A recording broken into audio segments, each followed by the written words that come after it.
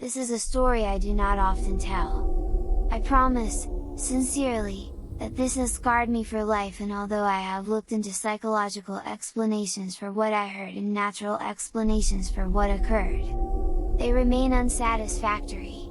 When I was a child, I was scared of the dark. I swore to my mother I heard voices in it. They were not evil, but they were not familiar, and so they scared me. It was not uncommon in the middle of the night for me to wake up and hear whispers, as I would call them when asking my mom. She figured they were just bumps in the night and typical kids' nightmare material. I tried often to explain to her that it was more than that they sounded different from one another the way people's voices do. On some nights I would get so scared from these whispers that I would sleep in my mom's bed with her. It was an added bonus that the bathroom was directly outside of her bedroom door for my late night tingles. I should add at this point that when walking out into the hall to go to the bathroom, you look directly down the stairs that would lead you into my living room on the first floor, as my mom's bedroom was on the second floor. On one such night, around Christmas, I awoke and felt the need to relieve myself.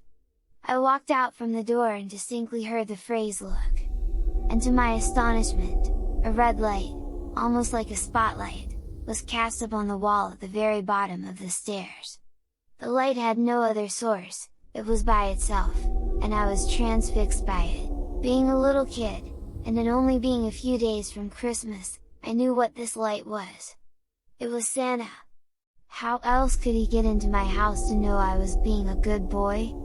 I was so excited I began walking down the stairs to greet him, picking up my pace after the second step as it began to creep off the wall and fade into the darkness in my living room. That's when I heard him.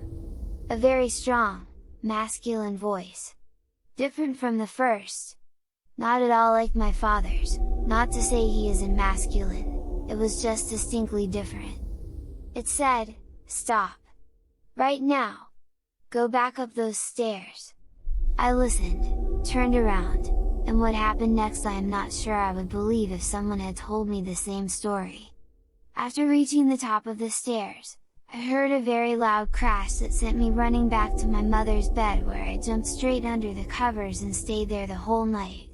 When we awoke the next morning, the poinsettia lights, little Christmas flower lights that glowed red, my mother had put on the railing down the stairs were pulled straight down to the bottom of the stairs, some broken from what seemed like a forceful tear, laying in a single pile. The dry sink in my living room had fallen from the wall. My mother could not explain it. My father was worried we had been the victims of a home invasion. My sister was crying. There was nothing missing, nobody had broken in, there did not seem to be any reason this had happened. And then I saw it, and I kept quiet about it because I was so afraid that I could not force words out of my mouth. There, on the edge of the wooden dry sink which had been facing up, were 3 indentations where the finish on the wood had been worn, almost as if in a forceful grip. Something down there had grabbed it and threw it down. That was what the bang was. I was mortified. After that day I never heard a single voice again. I do not like to imagine what was waiting downstairs for me that night, if it was anything at all, but I can tell you that the reality was that something had physically acted upon 2 things in my house near the bottom of that stairwell. After this, I had never heard another whisper again. Which is sad, because in some ways I would have liked to thank the masculine energy, that had stopped me from going down those stairs.